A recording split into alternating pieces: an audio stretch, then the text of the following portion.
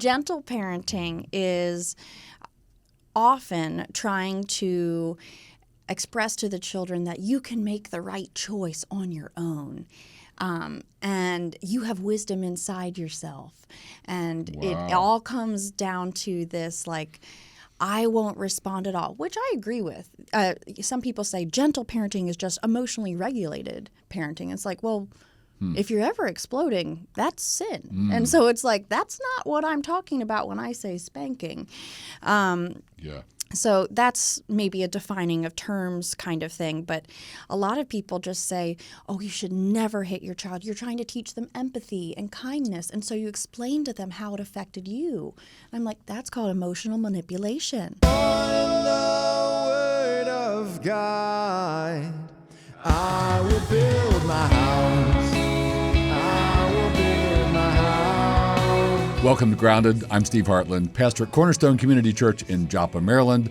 And today I have a guest, and she and I are talking about parenting. So here's a verse, one of the Bible's premier, wonderful, amazing verses on parenting. It is Ephesians chapter 6 and verse 4. The Apostle Paul writes, "Fathers," I like that he addresses fathers, "do not provoke your children to anger, but bring them up in the nurture or the discipline and instruction of the Lord." Fathers, bring them up in the nurture or discipline and instruction of the Lord. That's what we're talking about today. My guest is Taylor Wallace. Taylor, this is our third podcast we've done. Yeah, it's great. Yeah, so there's a whole bunch of reasons why I invited you again, and because I like you, because we're friends, because you're good at this, because you study things, but also because I looked back through to see which were our best episodes, most listeners. Oh, really? And guess what? They're voting with their feet. They really like you. Great. So I thought, all right, I got to have Taylor back again. It's good for the podcast. That's not the main reason. The main reason is we're talking about parenting.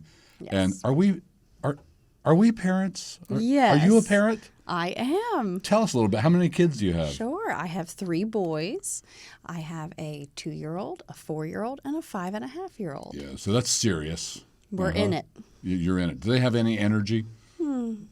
Just a little bit. Are there ever any challenges with them? No, not at all. No, Right? they're perfect angels. No, of course, lots of challenges, lots of different personalities and interactions. Yes. So, yep.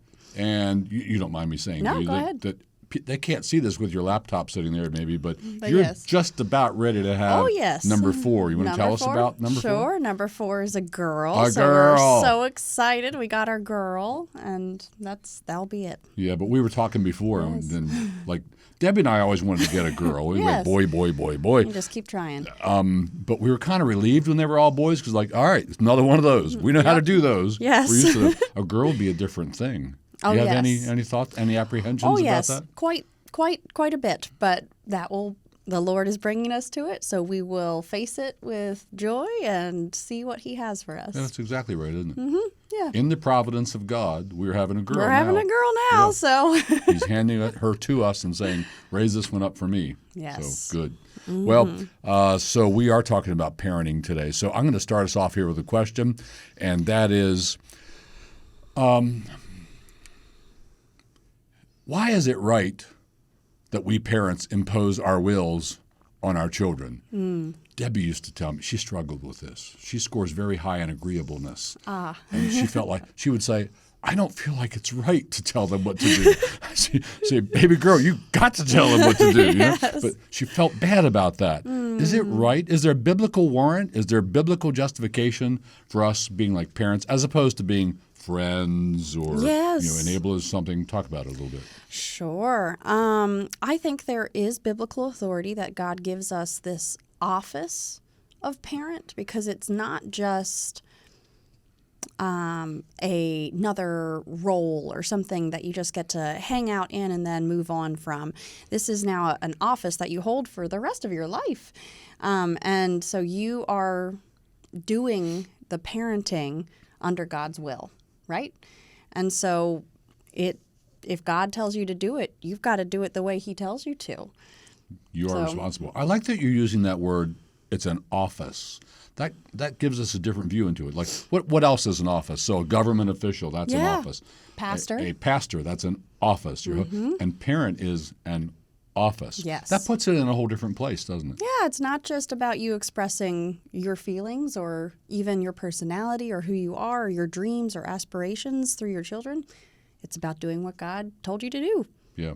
And furthermore, they absolutely need us to yes. impose our wisdom, our will, because They're lost. yeah, that's the way to put it. They really are.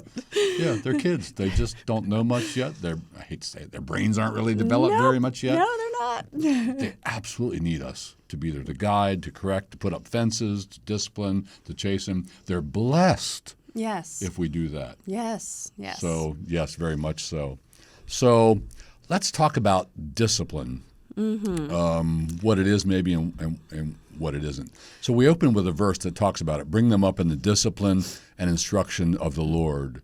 There are some other verses that you and I have looked at together and talked about a little bit. I'm going to go down to one of those, and it is Jesus in Revelation 3:18. To the believers at Laodicea, he says, those whom I love. And what do we expect to come next? Well, if you love somebody, you're just going to snuggle up to them. It's going to be soft and fuzzy. No, those whom I love, I rebuke and discipline, so be earnest and repent. So it's a sign of our love when we discipline our children. It's for their good, right? That's another one, Job 5:17 and 18. Behold, blessed is the one whom God reproves. Therefore despise not the discipline of the Almighty, for he wounds, but he binds up. He shatters, but his hands heal. And there are other passages we might look at later. Many, yes. So discipline. But what isn't it? What it isn't. I was Go like, ahead. oh, goodness. Yeah. What is discipline not? It's not punishment. So I want to start there. It's not punishment or retribution from the parent to the child. Or I think I'll say this too. It's also not a way for you to right the wrongs that were done against you as a child in any mistakes that your parents might have made in parenting. You probably ought to develop that one a little more. There's goodness in that one. Sure. If you experienced poor parenting or even good parenting, but you hold bitterness towards your parents, you can often think, oh, I'll fix it by the way I parent. And that's not the way to fix bitterness. The way to fix bitterness is through Christ and through forgiving your parents and honoring them yourself. But we often, I had a counselor say, oh, you're parenting little Taylor. And that's what's happening. That's why you're having such a problem. And it's like, oh, no, I am. I'm parenting a ghost. Like, this is a memory or something that is being brought up. But again, parenting your child, that office is not for your healing. That office is for the development of the child. And so you have to just be careful to not cross into thinking that you can heal yourself through any sort of parenting choices you make. Very good. Good. So if you're dealing with issues, especially from your background, your parents, and all Sure, that, yes. you don't solve those issues by disciplining your children. Yeah. You're probably going to do some damage there if you do that. Oh, yes. So is disciplining our children a matter of obedience, our obedience to Christ? Is it a matter of obeying God? Yes, and it isn't easy, I would say, because often I struggle with laziness often with it, where it's just like, again, it's been less than 5 minutes, guys. And I think every parent. yes. And just feeling often like I don't want to engage. I want to ignore. And that's sin. That's laziness. And so if I obeyed, I would discipline. But also we can go in the other direction where we're like, well, I'm doing it. And so my children will be good, or my children will be saved because I've done it right. And so you can go in a whole range of doing it by your self-will instead of doing it to please your Father in heaven, who's given you this office and given you instructions on how to do it correctly, and then doing it. Even sometimes with the fierceness of the spank is hard for me sometimes, the pain of it. That is necessary for it. But sometimes I'm like, oh, but he's so little. And it's like, no, he still needs to cry a bit. We need to come back to that, the sure. hurt or the pain of the Yes, spank. Let's not forget. But parenting being a matter of obedience to God means it's not an optional thing. Like Yes. parents can't say, oh, we'll make our own choices on that or whatever. It really is something God wants mom and dad to do with their children. Discipline them, obtain their obedience. Never going to be perfect, right? No. But it ought to be there. It ought to be somewhat substantial, getting Yes. better and better over time. But it's not a matter of, we're just going to do it this way or that way. Does the Bible tell parents anything about how to? Yes, it actually gives a lot of examples. And even I stumbled across this last night, so I'm going to go down to it. But in Jeremiah, it gives us a beautiful example of how discipline, what the fruit is supposed to be in discipline. So this is between Ephraim or Israel and also God. But Ephraim is disciplined, and he goes, "Oh, you discipline me like an unruly calf." Now that's pretty clear. That's a pretty clear image there. I have been disciplined. Restore me, and I will return, because you are the Lord my God. After I strayed, I repented. So that's what we're seeking in our children, is acknowledgement of sin, repentance, and then that they come to understand and that they beat their breast. And he goes on to say, I was ashamed and humiliated because I bore the disgrace of my youth, which, isn't that the foolishness of childhood? Yes, it is. And then God says this, is not Ephraim my dear son, the son in whom I delight? Though I often speak against him, I remember him. Therefore, my heart yearns for him. I have great compassion for him. And so that shows that tender, emotional fruit, like that comes from discipline. But you have to start with discipline. You can't just skip to that lovey, wonderful part at the end where they're repentant, restored, cleansed from their disobedience and disrespect, and that you and your child are back in fellowship. You can't just skip to that. You have to go through the, I don't know, do you want to call it a forest, a thicket of discipline to get to the fruit of it? Yeah, very good. So that reminds me of something. Yeah. So when Debbie and I were young, let's say I think we were 22 when we had our first child. His name's Nathan. Young. Yeah, it is young. We got married at 22, first baby. And we had absolutely no instruction whatsoever in biblical parenting. It was kind of hard to come by then. I think there's a lot more resources available now. But we had no instruction. And I was a Spock baby. Dr. Benjamin Spock yes. was an awful lot of babies in my generation were Spock babies. It was a great big thick book that we had in our dry sink, and it was pink, and I remember it. And I have no idea why it had to be so thick. It could have been one sentence: let them do whatever they want. Because that was pretty much what the book, just let them find their way, give them freedom. And is that a good idea for parenting? My children, finding their own way, finds their way very quickly into trouble. Yes. So all kinds of trouble. I'm talking like everything from physical, like the ways that the Lord has sustained their lives is amazing, but also just foolish trouble. Like even just last night, one of them was acting up and just being an instigator and like slamming things on the wall. And it's like, what is going on? You're just caught up in your foolishness right now. Boys. Yes. Boys do. Yeah, sometimes. Yeah. So here's what happened with us. So, what did you do? So I was a pastor at a church near Frederick, Maryland. Okay. You might have said I was the associate pastor. Another guy planted the church. Then he had me come and help him out with it. And we were at a church picnic. So we're all there. Our kid, we had several kids by this point, 2 boys, I think. And they're little guys, but they're grown. They can run around and stuff. And we didn't know it, but they were being terribly disobedient. We didn't even notice. Like they're running around terrorizing the place, and we'd say stop it, and they wouldn't stop it. And we'd say sit down, they wouldn't sit down. We'd say eat this, and they wouldn't eat it, and all this stuff. But we were oblivious to it. So we get home that day after the church picnic, and the phone rings, and it's a guy in the church named Steve. Oh. And he says, Pastor Steve, can I come over and talk to you? There's something I need to talk to you about. Okay, sure, come on over. So he came right over to our place, and he was pretty blunt and right to the point. Bless God for that. Yeah. And he said, I need to talk to you about your children and your parenting. You're not. You're not parenting. They're not obeying you. They don't listen to you, blah, blah. That was the beginning of an absolute revolution in our parenting. And it took time because we had let them have their own way for a while, But, it was our job to come in there and work with them on things like, here's one of the things we started working on. Yes, I was going to say. We started working on first-time cheerful obedience. Yes. Does that some of you guys talk about? Oh, yes. We say Tell us first about time it. fast all the time. First time fast. What's that mean? That it is the first time that we say or command something. Often children will come back with, I didn't hear you. And that's where you respond with, it's your job to hear me.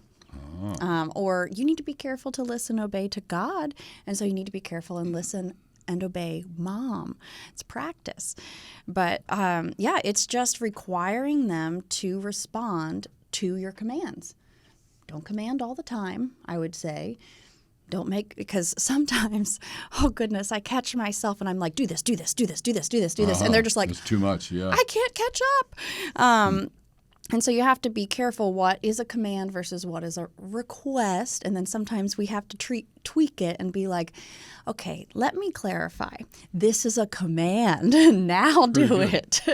Yeah. So. Well, we like knowing that as adults, right? Yes, yes. If my boss, is this a command? Is this something I have or is to this do? a suggestion? Yeah, But that first time, so let's pause on that a minute and then talk about cheerful How did it too. work out for you guys? Well, first time, what's the opposite of first time? That would mean third time? you've trained them that they don't really have to do it till you scream it the third time. Yes. Right? Till you start pulling out your hair or whatever. So what we want them to train them to do is mommy really means it on the first time. Yes. Dad really means it the first time. We expect you to do it the first time, right? Yes, and it's about respect, right? And so it folds that in as well. And so sometimes we can discipline and talk about, well, that's also just disrespectful to ignore me, to ignore the authority that God's placed in your life, It is. So now we're getting into attitudes. Oh, yes, that's true. Let's just go there for a minute. Sure. Let's go to yeah, attitudes. cheerful. So, all right. So cheerful is one. Very good. Thank Yeah, you. sure. First time cheerful. So we told our kids it needs to be cheerful. What's that? Yeah. What's the opposite of that? It can't be. Grumpy, Yeah. fussy. Can't be. Well, you throw something on the floor. Yes. Yeah. Or rolling your eyes. Oh, that's ultimate. Disdain for parents. Yes.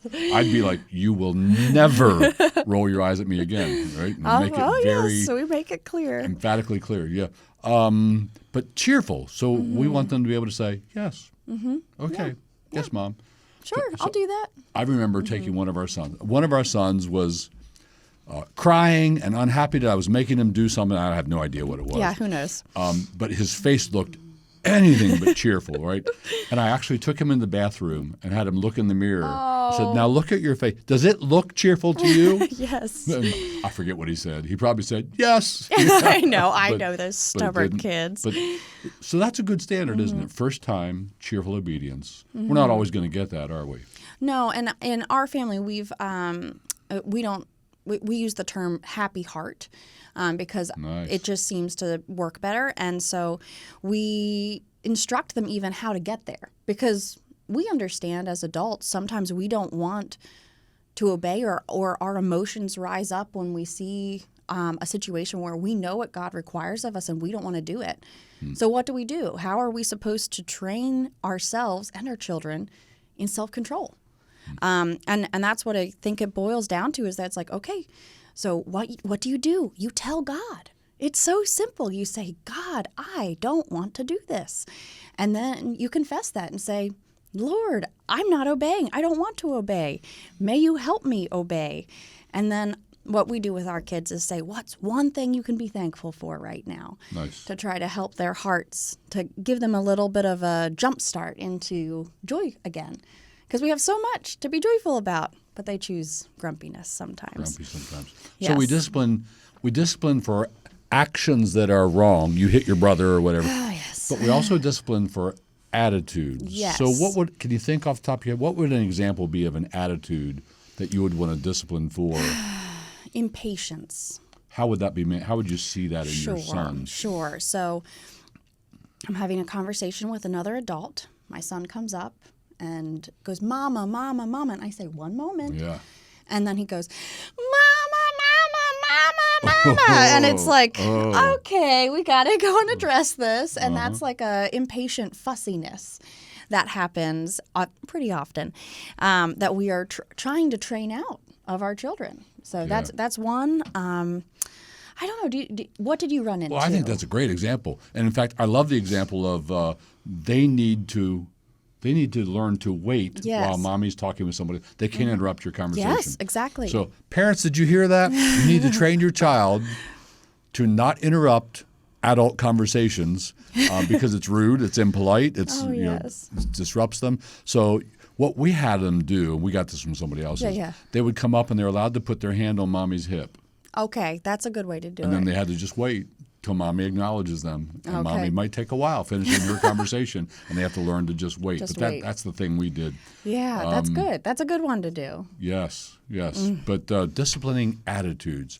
So what if you said to somebody, this is the thing from Nancy Wilson. Sure. Yeah. You go pick up your daughter. She's been at a sleepover or whatever. She's having so much fun with the girls. And you show up and say, all right, it's time to go now, honey. And she goes, oh, Mom. Oh, yes, that. She didn't do anything wrong physically. She didn't hurt anybody. She didn't break anything. But she's giving you the, Mom. Oh, yes. Would you I would want to discipline. Respond to that? Oh, yes. Because what it's showing is that you are not... You are selfish. You're wanting to do what you want to do without understanding that your mom knows what's best. And it's a pride thing too, especially with my boys. I have one who thinks he's the smartest in the world. He's told me this. Mom, I'm the smartest in the world. It's like, oh, goodness. That's great. And so just having to be like, no, you have to trust me. I'm not, or even that, I feel like all mom and why fall into the same category of just like, you're not trusting me. You don't trust that I'm in charge, and you don't trust that I know what's best right now. And so it's the same thing. It's disrespect, and it's dishonoring to the office of parent, because they should respect the office of parent. So, same thing. And anger too. I feel like anger, that's another one that can kind of fall in that same thing of like, I don't want to leave. Yeah. Right? And it's just like... Because we're teaching them self-control, right? Yes, exactly. If we don't teach them these things, then what happens when they go to school maybe and have a teacher? What happens when they go have a job and the boss tells them to clean that up over there and they don't want to? And So we have to teach them what attitudes will be appropriate for the rest of your life. How do you interact with people? What do you learn to control and so on? And you're blessing your children when you teach them that stuff. Often I feel like we as parents want to rely on the external social pressure of those outside of the home places like school or the library, and we're hoping that the child will just do it naturally there. Because, it's just so different from home. They're not as comfortable with their teacher as they are with me. But I have not seen that ever work. And if it is working, then what you're actually teaching your child is people pleasing, right? Is like, oh, I'm here and I can gain approval by being quiet at the library, or something like that, or obeying the teacher the first time. Oh, look, the teacher really likes me. And what you're teaching them is just to please people rather than actually pleasing God and being like, I'm willing to please these people because it pleases God. Yeah. I guess that's the best way to say that. A higher goal there. Yes. So we also found that if our kids started acting up, we could probably recognize that we weren't being consistent. I mean, this happened again and again and again and again, that we weren't consistent. Do you find that's a thing? Oh, yes. Things happen in your life sometimes that, like, we're about to have a new baby. I am sure that I will not be able to be as consistent as I wish in those first few weeks. And so I know we're going to get off the rails, and then I'm going to have to bring us back onto the rails. And also even just sometimes just the sin of laziness again. Like that is just what happens sometimes, where you're just like, oh, I don't want to deal with them. I don't have the mental capacity to deal with discipline today. And it's like, well, you don't actually have that option. Is that you need to obey God. So confess that, repent, and come right back on in. Yep. So. Yeah. Amen to that. So let's talk about levels of discipline. Sure. All right? Yeah. So Okay. there are levels, and there are even people who are not Christian people who don't really believe the Bible. I'm thinking of a guy like Jordan Peterson and his Yes. 12 Rules for Life, and he talks about disciplining, and he has a Yes. A strata. Yeah, a strata. That's right. So something that's very low on the discipline spectrum might just be a look. And with some children, a look will do. With Yes. other children, a look will never do. Nope. Right? When with someone else, it might be a word. Somebody else might need a whole lot more words. With somebody else, they might need, I think he suggests if your baby keeps reaching out to touch the food when you're spooning it up to them, and we wanted to teach them, no, you don't grab the food. You don't grab the spoon. You're supposed to sit there like this and let me spoon it in. And I think he suggested like a little flick Oh, on yes. the Yes. wrist is another thing. But then even a guy like Jordan Peterson says there's a place for spanking. Yeah. Like, you don't want to spank for everything. If a word will do it, fine. If a look will do it, fine. But let's talk about spanking. Sure. Is spanking in the Bible? Yes, quite a lot. It is, isn't it? Do you have any verses to Isn't share? it? We happen to have some. But isn't that amazing? It seems like – so I'm a little bit out of touch with parents because Sure, we're sure, grandparents. We have sure. 13 grandchildren. And I'm a little out of touch with what are Christian parents doing now. But I have a hunch there's a lot of what I think it's called soft. Gentle parenting. What is that? Tell us about that. Gosh. Oh, man. I will try to withhold disdain from my voice. Oh, we already saw it. Okay. Gentle parenting is often trying to express to the children that you can make the right choice on your own. And you have wisdom inside yourself. And it all comes down to this, like, I won't respond at all, which I agree with. Some people say gentle parenting is just emotionally regulated parenting. It's like, well, if you're ever exploding, that's sin. And so it's like, that's not what I'm talking about when I say spanking. Yeah. So that's maybe a defining of terms kind of thing. But a lot of people just say, oh, you should never hit your child. You're trying to teach them empathy and kindness. And so you explain to them how it affected you. I'm like, that's called emotional manipulation. And so And you're aware of Christian parents thinking that way and talking that way? yes, I would say so. Yeah. See, I have this fear. I'm not in touch. I don't know just what they're doing, but I have this concern because that's very much in the water of our culture. It's very right now, much isn't in it? the water. And you can get confused because you enter lots of parenting situations are confusing, right? You're just like, I don't quite know what to do right now. It's not as black and white as I was hoping. What do I do?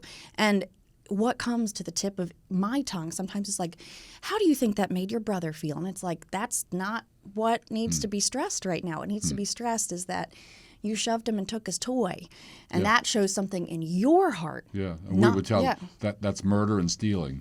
Thank right? you. Every shove leads to murder if it can. Yes. And taking his toy is stealing. So you yes. just broke two You big broke commandments. two. Yep. Yeah. Oh, that is. Yeah, absolutely. I'm taking that one home with me. How about some Bible verses about spanking? Because I think we need Please. them in our day. So I'm going to read one here. It's Proverbs 13:24. Whoever spares the rod. Now, rod means rod. Rod isn't just like a metaphor for Yes, gentle please. parenting, all right, for some other kind of discipline. Yes. Rod means rod. That means, on their behind.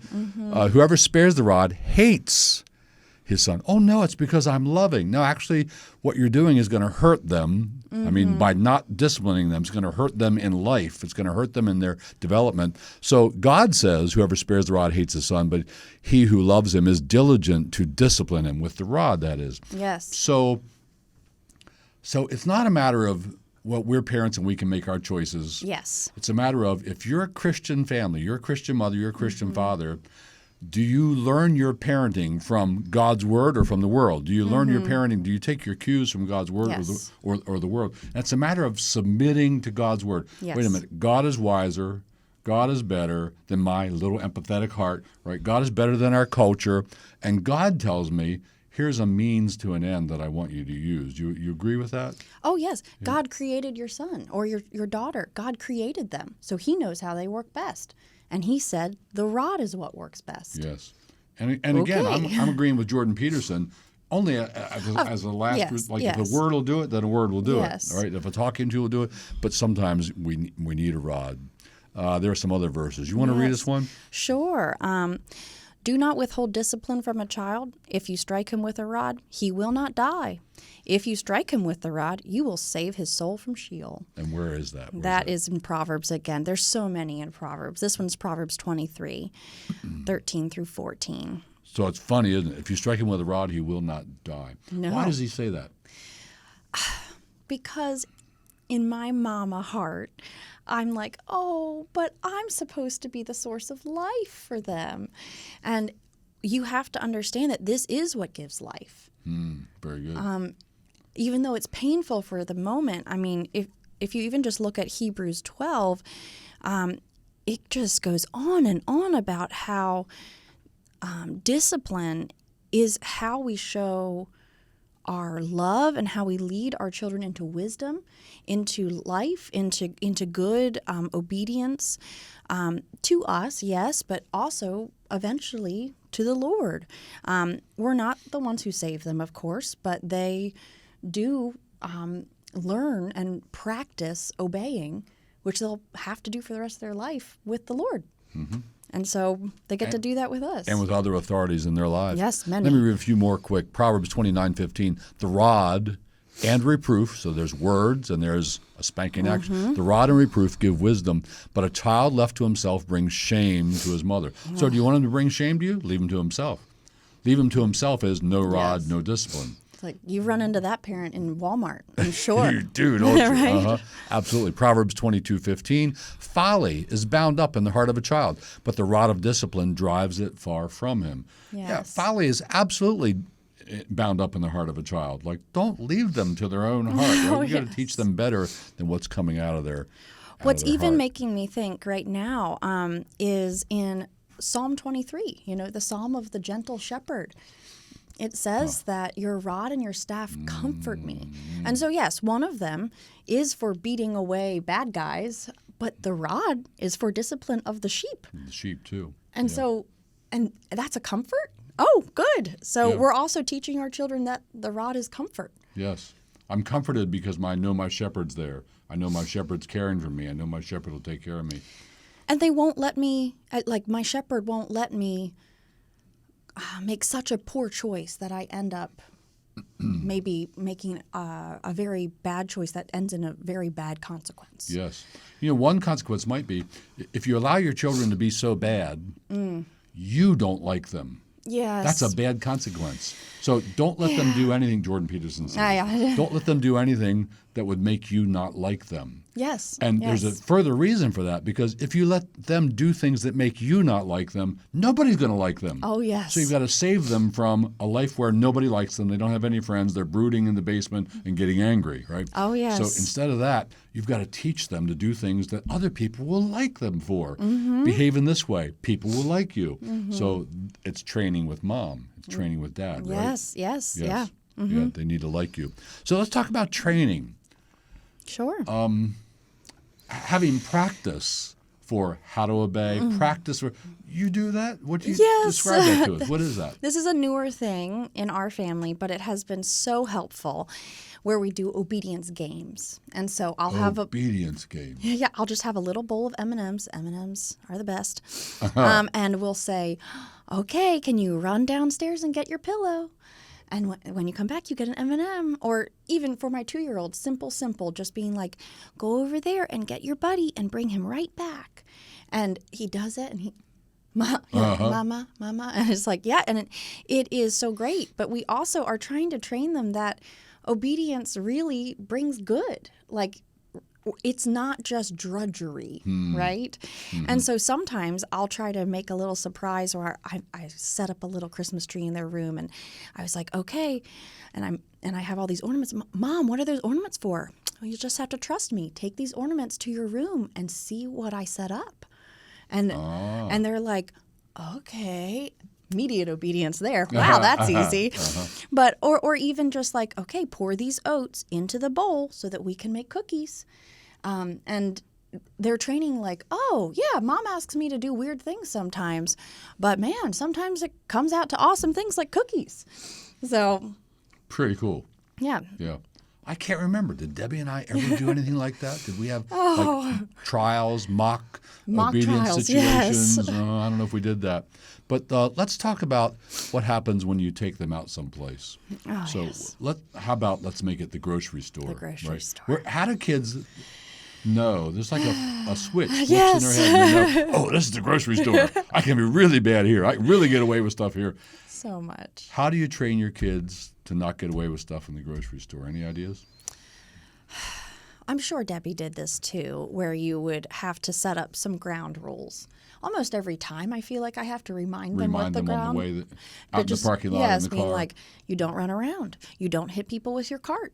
You don't, just having to lay out those ground rules again, or like even something as simple as keep your hands in the cart, because I've had kids reach out and knock things off the shelf. Knock. And it's like, oh, goodness, we have now made a huge mess. And so just having to remind them of the ground rules of how just to act and what your expectations are. And then we review often when we get back to the car. So we'll be like, okay, you did pretty good with all of these. But when we got to the line at the very end, when we were in the checkout, you guys really wanted that candy. And you know that we only get what's on the list. And so you asked too much and things like that. But Things like that. did Debbie ever leave her cart and have to take the kids out? Yeah, so interesting you should ask. Yeah, absolutely. So we had some serious problems at the grocery store. So let me just tell you one Oh, true story. please. So I I wanna think we hear only it. had our first two at this point. They were little guys, and we both took them to the grocery store, and they were running up and down the aisles and stuff and acting like crazy people. And they knocked off of the shelf a big pickle jar. Oh, no. It's like that and big. not pickles. And it It's always broke, pickles. And the pickles went everywhere, and the juice went everywhere, and glass went everywhere. Oh. And this grocery store, I knew the manager. He's a Christian. He's a brother in Christ. And I had to go up there, and he was the one who was there. Hey, we knocked the pickle jar. I'm so sorry. I'll clean it up. And he wouldn't let me do that. Oh, No, sir, yes. we clean it up and all that. Yes. So I felt so ashamed and so embarrassed. And that was one wake-up call for us. Okay, we need to up our game here. They just Yeah. busted a pickle jar. So we determined that we're going to have a conference in the car every time we arrive at the grocery store. We're going Yes. to rehearse what's going to be proper behavior, like you were saying. And then there were a couple times. If you do things a couple times, very often it leads to some lasting fruit, right? Yes, yes. So, yeah, the thing you're asking about, we would actually leave the shopping cart in the store with all the groceries in it. It'll probably be waiting for us. Take them out to the car. If it looks too visible out there, Oh, yes. drive around the back of the grocery store. Yep. Apply the rod of instruction to the Yes. seat. How's that saying? The rod of discipline to the seat of instruction. There I it think is. that's There it huh? is. And then we'd say, now we're going to go back in, and this time here's what we're going to do. And we go back in. And that worked. We only did that once or twice, and they got it. Yeah, I think I've only ever had to do it once or twice too. Oh, yes, It's terrible. But I have also noticed, especially as they get older, I can ask them the questions and they'll tell me. And so even like going to church, Oh, that's cool. I'll be like, okay, so our word is like, don't be a hooligan. And so I was like, so how would a hooligan act at church? Well, they'd run up front, or they'd be silly, or they'd That's hit pretty- somebody. Don't be a hooligan. Do they know about hooligans? Did you explain to them what that is? It's as age appropriate as I could, but right. yes. That's pretty wild. I like that. Uh-huh. So yeah, and then they feel like they're a part of it because they're able to answer the question correctly. They're like, well, I do know actually how not to be a hooligan. Good, then I'm going to definitely expect it from you. Very Right? good. Uh-huh. Oh, I like that. Yes. What about giving them jobs to keep them busy, to keep them out of trouble? yes, that is so important. A few of my mom friends have noticed the same thing with their kids, especially boys. But girls can be like this too, where they just need a job. Like there are some kids who are happy to sit and look through a picture book by themselves. That's not my kids. If you leave them for 5 minutes, they're opening a window and trying to throw things out of it. So it's just like, okay, I guess you need to do things. And they are so happy. They thrive on it because they also get encouragement and love. And especially boys. Boys definitely need a job because it's in their DNA. They need that expression of their strength and their masculinity and their exercising dominion. Yes. And so even just the other day, we had them carry a bunch of laundry baskets, and they were like, look at my muscles. I can great. pick up these laundry baskets. I'm can like, see your guys doing great, it. good job. Look at you. You're doing it. And so they just love it. They love having a job, and it makes them feel like they're a part of the family rather than feeling like it's here to serve me. Yeah. Now, I think Right? this is really big and really important for this reason also. They've got to learn that wherever you live for the rest of your life, wherever you are, you have to contribute toward the maintenance of the space that you Yes. live in, right? And Yes. I think an awful lot of parents give their kids virtually nothing to do. It's like, oh, I don't want to make them do that. It's work. No, they need to learn wherever you live, you have to be responsible and you have to do some work. So good idea to give them some jobs to do. And I was going to say, they even will fuss about it. Like just 2 days ago, we were putting away their laundry, and Emmerich goes, I don't want to ever have to do this again, Mom. It's not my job. And I was like, Oh. It actually is. You have clothes. You have to wear them. You're a person. You will always have to put away clean clothes. It's just what you'll have to do. And he's like, ugh. And again, more discipline and instruction over that attitude. But that they just have to learn what is required of them as a person. Yes. Right? Just Yes. living as a person. Yeah, you need to have jobs if you're contributing. So let me tell you a story on myself. Please. So my mother, man, I was her only boy. I have a sister, and she just loved and loved and loved and loved on me, which is a pretty good place to grow up in, right? That can lead to health. But so she kind of did everything for me. Like she always did my laundry, folded it, put it How away. Oh, I don't know. I'm pretty old. I think by the time I was in high school, I was doing my own laundry. Okay. right, That's but- not as bad as some people I know, like my husband. Oh, yeah. No, you go ahead. Tell your story. There's a story Tell your there, story. huh? So she did all this stuff for me. And so now, by the way, Debbie and I it just works. We have separate laundry baskets. Oh, great. I deal with my own laundry. But I often, when it's done, I leave it sitting there in the basket. And she goes, all right, I'll do it. And she folds it, puts it away, and I feel bad about that. So I'm trying to hurry. But anyway, here's the worst part of this story. So I went off to college when I'm 18. The day I was 18, I showed up at Washington Bible Yes. College. And I'm pretty sure, this is embarrassing, I'm pretty sure I did not wash my sheets for the entire first semester because I didn't realize you do that because my mom always did that. Yep. I just never thought, I need to wash these things. It's terrible, isn't it? Oh, I have That's so heard worse embarrassing. stories. Yes.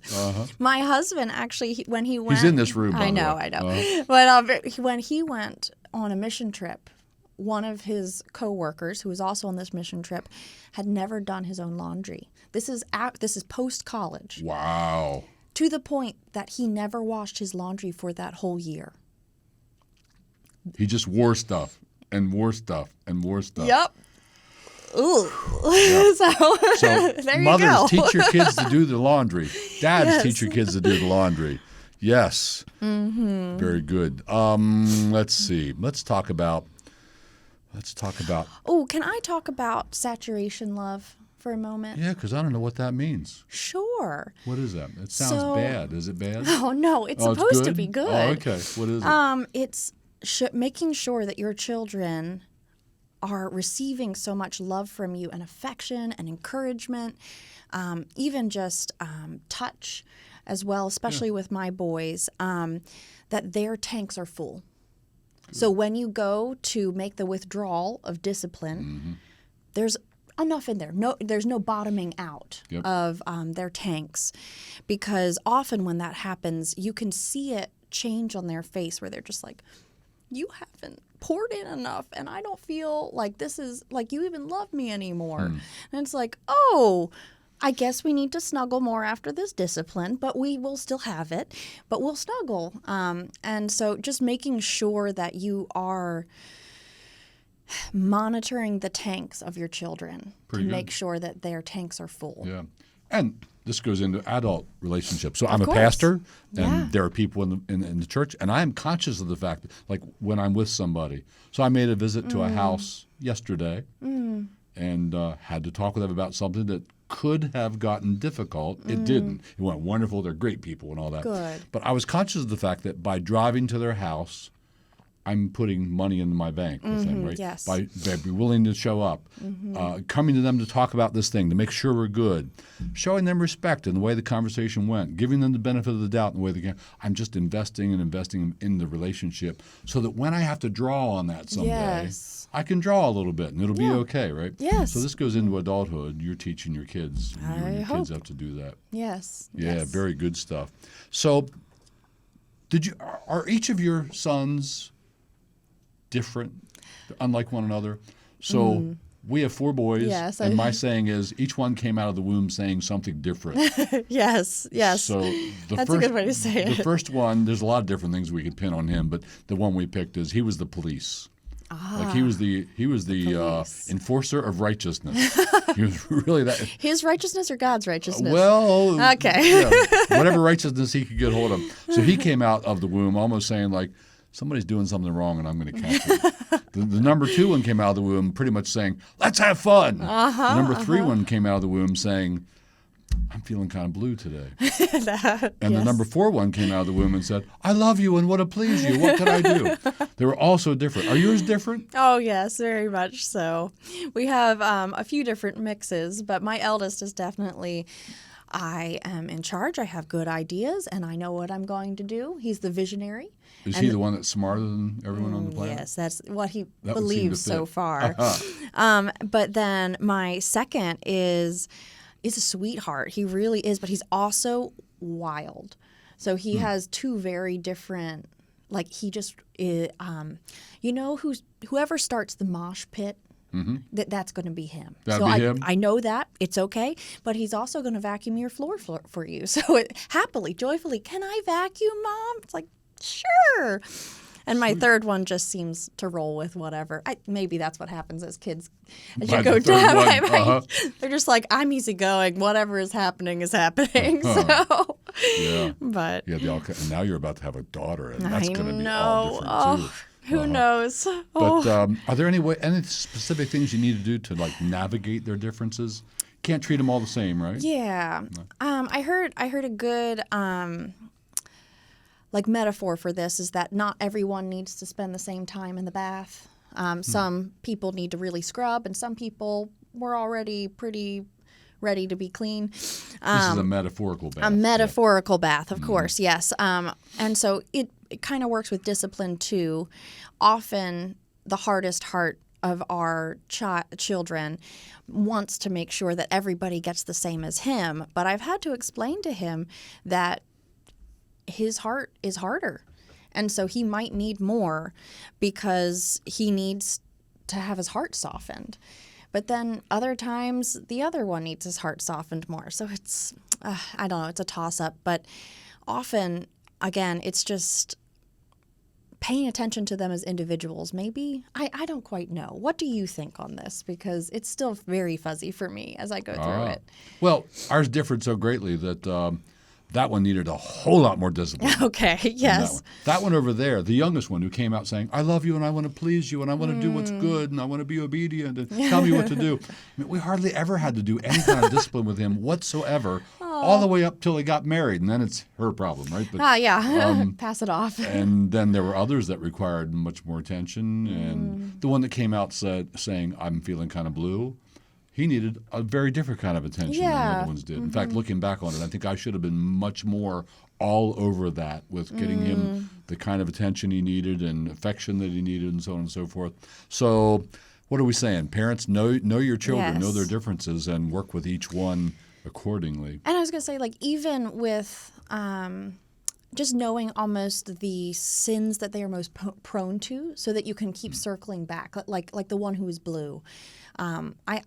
I have one that's a manipulator. And so just having to be like, you need to watch that in your heart. You're starting to make other people think that what they really want is what you want. And you need to be careful here. That can lead to good, or it can lead to destruction. And so I just... How old is that one? 5. 5. A Yes. 5-year-old is capable of that. Oh, so much. He'll be like, well, he's almost a salesman with the toy that he wants to give away. Look at how good this toy is. Don't you want it, brother? And Just so he can get the other toy? yeah. So I'm always like, did you see what just happened there? Pretty clever. Oh, gosh. Interesting. They're sneaky little buggers, aren't they? So, Taylor, something we haven't talked about much, or we barely talked about it, is self-control in the heart of the disciplining parent. Yes. So I think you hit at this early on in our podcast, but obviously we don't want to discipline in anger. It's not. I'm not administering punishment because you made me mad, so you get punished. So instead, what is it all about, and what's your heart? What's the parent's heart during the act of discipline? It should be obedience to the Lord. That should be the heart, is that I am pleasing the Lord in doing this. And so that warns you away from that I'm getting my retribution on my child because they embarrass me, because they hurt my feelings, because I'm angry at them and they're going to get it. It's never about that. You're the adult, and you're all of that is dealt with the Lord, not with your child.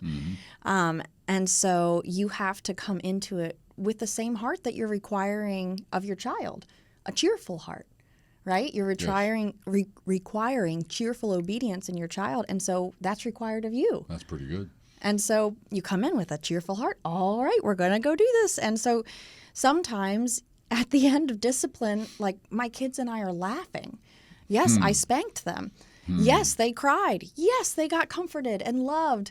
And then we end up giggling after we pray, and it's like... Because things are better now, and they know they're right with mom again. Yes, right? Everything's been restored. It's so lovely. And beautiful.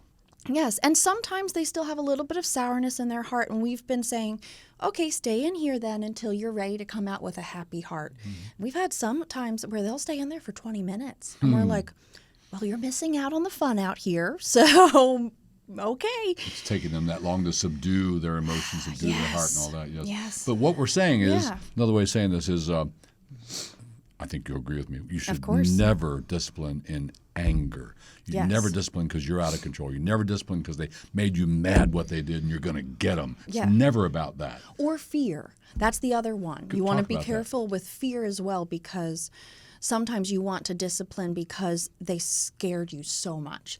An example of this is my youngest, my 2-year-old, walked out onto the ice on our pond. My eldest saved him.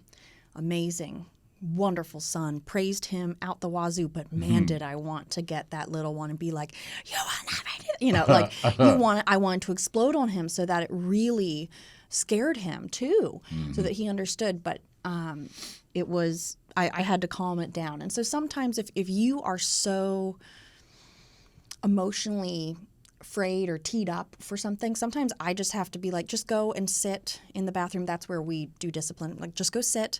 Mom needs to pray. I'll be in a minute. I'll be in a minute. I need a minute. And so sometimes you just have to get that self-control in yourself too. Yes. Because again, you're requiring self-control of them.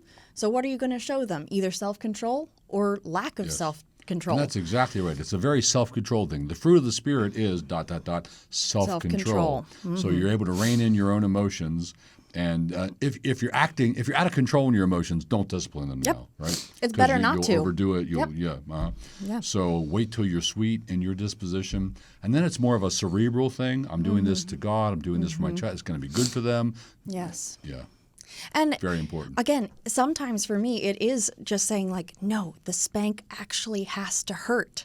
Like, don't just give it too light, Taylor, and be like, oh, well, I obeyed. Through 2 layers of soggy diaper. I know. You just have to actually make it memorable for them, because it's dealing with a sin. It's dealing with the sin. And so you're dealing with it. You're saying, this was wrong. This is being dealt with. And now there's restoration on the other side. It's beautiful. Yeah, it is. It really is. It's helpful. Yeah. What about schooling? How are you guys schooling your kids, and yes. Oh, this can be such a hot topic because a lot of people feel like they don't have a choice. What do you mean? Where they feel like, well, I have to work and he has to work, and so we have to send our kids, and we don't have enough finances to send them to the school we would like them to go to, so they're in public school. Or some people try to make that choice, and I think that's a rather naive thought. If you are a teacher and you want to be a missionary in a public school, great.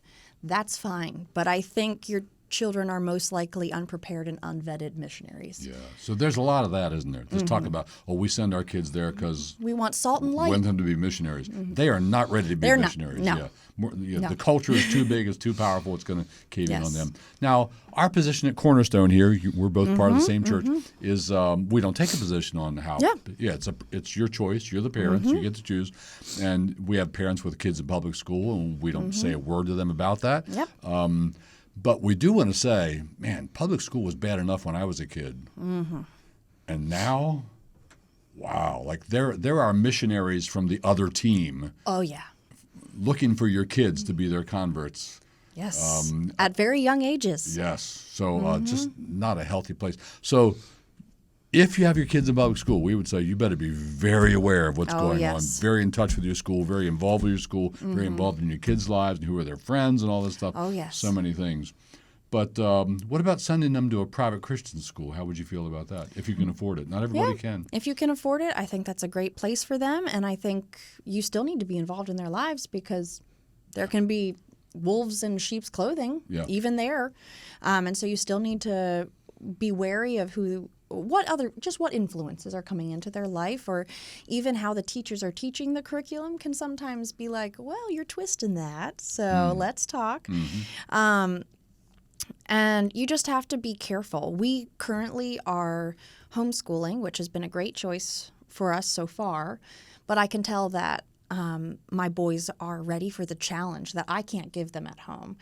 Especially my smartest in the world child is ready to be challenged, I think, even by his peers, and being shown, I'm not the smartest in the world. I think that would be good for his discover that. for his heart even. So it's a very hard choice, but just be very careful in choosing government schools because of the way that even just the bus ride. Like, we were having so much trouble just with the kids in our neighborhood because they have phones and they're watching things and they're showing their friends things. How old are these kids? I mean, we were having 6-year-olds. And they have a phone and they're watching things. And when my husband went over to say, "What are you watching?" immediately put it away. How do you even raise righteous kids in this culture? It's just crazy. I don't know. But the Lord is with you, and it has happened in other places where there was pornographic statues. So it's like there is the possibility. You mean like in somebody's home or Well, something? no, I was thinking more like ancient, in ancient Corinth. Greece. Yeah, Corinth. Yeah, you walk down the street and you're seeing it's just things. like, well, you're seeing things there, and they were able to raise righteous children there. Yeah, so there you go. we have the opportunity, and the Lord is still sovereign. But be wary. I don't know. Keep your guard up, maybe. Amen. So Taylor, it's been great talking with you about parenting. yes. And I'm going to say for the third or fourth time, you're about to have a daughter now. I know, So you guys are about to yes. enter into another level of parenting, right? Oh, When you yes. add number 4, and now it's going to be a girl. That's changing things up quite a bit in your family. But I'm Oh, yes. excited for you. Can't wait to Thank meet you. her. You're not making her name known yet, are you? Will That's this? quite all right. Well, I You was don't going need to say, to. will this go out after she's born or not? No. But Probably will. It'll go out okay, after. perfect. We're naming her Aurelia Prudence Ruth. Oh, wow. Beautiful. Wise, golden, And Wallace. and Wallace. Well, that That'll be her hopefully name. won't be forever. She won't be a Wallace forever, Yeah, which of course Lord breaks willing. her daddy's heart. But that's okay. Thank you for coming in. Thank you. And spending this time with us. I know you had difficulty getting here because the road was closed down and Goodness. all kinds of obstacles and all kinds of things. Almost seemed like the adversary of our souls didn't want this episode to happen, but it happened. We pulled it off. Thank you so much for being here. Thank you all for joining us today. We come out, Grounded episodes come out twice a month on all the major platforms. You must already know that because you already found us. But if you like us and want to promote this a little bit, here's what you could do. You could share this with a friend. You could write some comments. You could just give us a thumbs up. So we would look forward to receiving those things from you. Again, thanks for joining us. And that's all for today.